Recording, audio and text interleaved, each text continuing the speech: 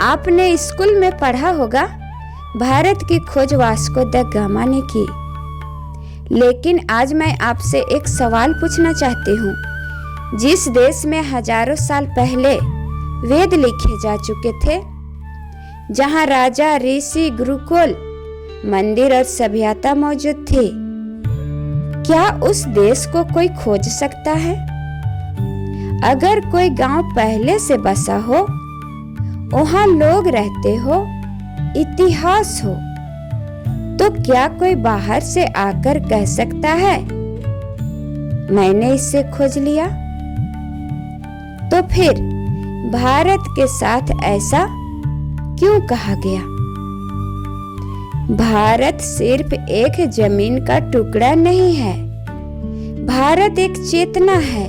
यहाँ धर्म नहीं था, धर्म का रास्ता था। यहाँ पूजा नहीं थी, जीवन पद्धति थी। जब दुनिया के कई हिस्सों में इंसान आग जलाना सीख रहा था, तब भारत में ब्रह्मांड, आत्मा और पूर्व जन्म पर चर्चा हो रही थी। तो फिर सवाल उठता है, क्या चेतना की खोज होती है? ऋग्वेद में भारतवर्ष का उल्लेख है। महाभारत में भारत की सीमाएं बताई गई हैं। महाभारत सिर्फ युद्ध नहीं है, वो उस समय के समाज, राजनीति और संस्कृति का दस्तावेज है। अगर भारत हजारों साल पहले ग्रंथों में दर्ज है, तो खोज किस बात की? वास्को द गामा भारत आया था, लेकिन भारत तब भी था और उससे पहले भी था। वो भारत खोजने नहीं आया था, वो यूरोप से भारत तक की समुद्री रास्ता खोज पाया। यह फर्क बहुत बड़ा है। घर तक पहुंचने का रास्ता ढूंढना घर को खोज लेना नहीं होता। ऋग्वेद में भारतवर्ष का उल्लेख है, लेकिन इतिहास में इस फर्क को जानबूझकर मिटा दिया गया। अगर किसी सभ्यता को कमजोर करना हो, तो पहले उसकी जड़ों को कमजोर करो। जब लोगों को बताया जाता है तुम्हारा देश खोजा गया था, तो धीरे धीरे वो खुद को अधूरा समझने लगते हैं। ये सिर्फ भारत के साथ नहीं हुआ, दुनिया की कई प्राचीन सभ्यताओं के साथ भी ऐसा ही हुआ। लेकिन भारत बच गया क्योंकि इसकी जड़ें बहुत गहरी थी। इतिहास में हजारों हमले हुए, राजा बदले, शासन बदले, लेकिन भारत की आत्मा नहीं बदली।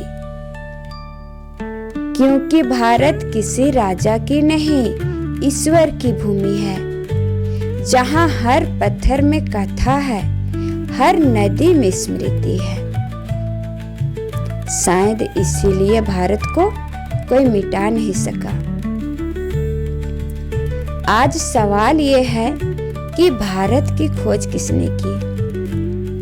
आज सवाल ये है, हम खुद को अपने बारे में क्या मानते हैं? अगर हम खुद को खोजा हुआ मानेंगे तो कमजोर रहेंगे। अगर खुद को सनातन मानेंगे तो अडिग रहेंगे।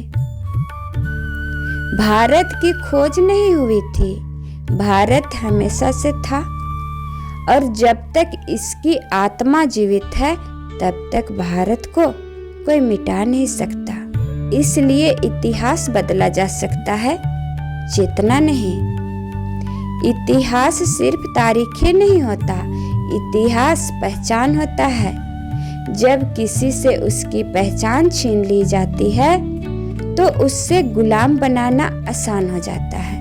भारत के साथ भी यही हुआ।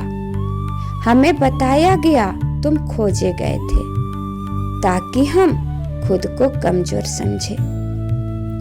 ग्रंथ कहते हैं, जब कोई सभ्यता अपनी जड़ों को भूल जाती है, तब उसका पतन शुरू हो जाता है।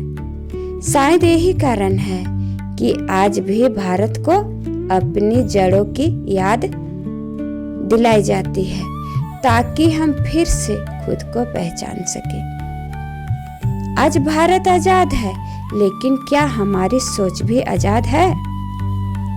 हम वही दोहराते हैं जो हमें पढ़ाया जाता है।